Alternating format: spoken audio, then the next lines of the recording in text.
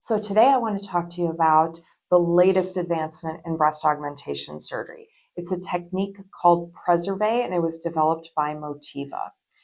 Let's start by talking about what makes Motiva's Preserve different than a traditional breast augmentation. So in a traditional breast augmentation, we make a little incision in the skin, we go up underneath the skin, and we actually cut the connections between the breast tissue and the underlying structures. That creates a space into which we put an implant. In the Preserve technique, we make a little incision in the skin, but we don't cut the connections between the breast tissue and the underlying structures. We use a device like this to stretch out the space that we're going to place the implant in without cutting the connections around that space. And what that does is it creates almost like a nest around that implant once we place the implant.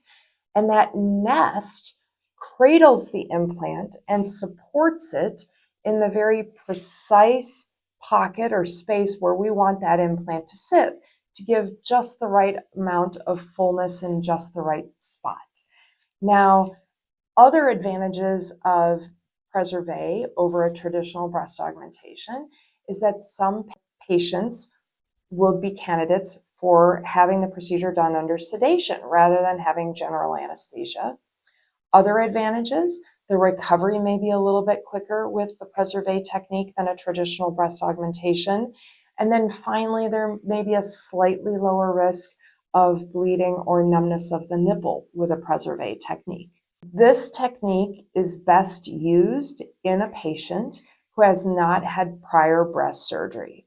Now, many women considering breast implant surgery would be candidates for this procedure, but not everybody. So if you're thinking that this may be something of interest to you, the best way to know if you're a candidate for Preserve is to come in and have a consultation.